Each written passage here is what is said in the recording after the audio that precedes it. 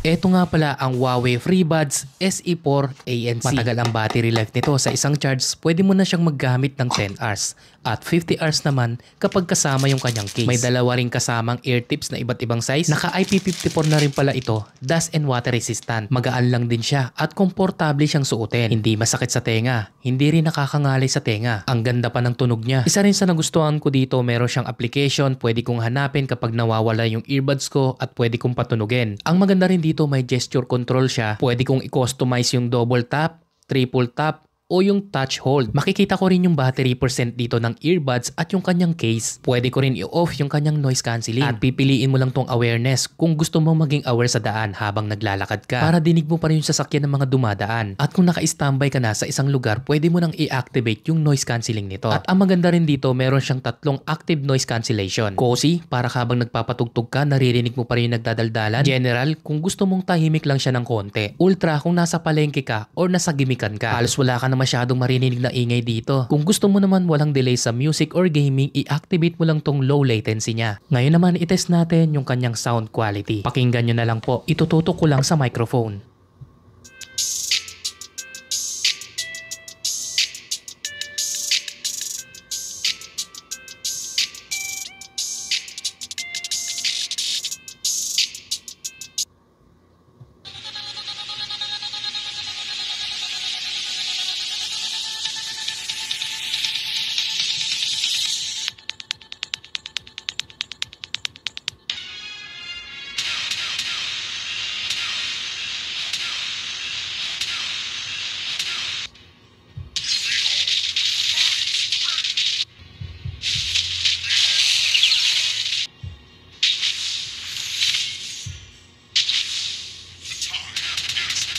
At eto na nga, binuksan ko na itong earbuds na to. Pansin nyo, bawat pyesa dito meron siyang silicone glue para hindi siya masira kung sakaling mabasa. Naandito naman sa gilid yung kanyang baterya. At nung tinignan ko to, medyo malaki pala itong bateryang nilagay.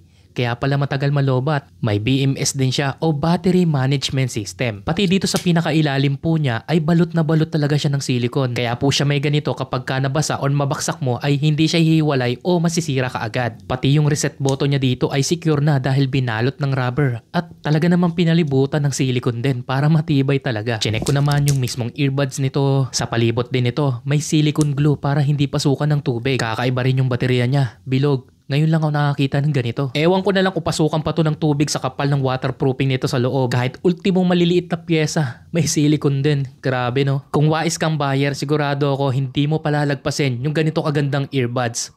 O siya, ilalagay ko na lang to dyan sa yellow basket kung gusto mo rin ito ha. Check out mo na lang. Salamat.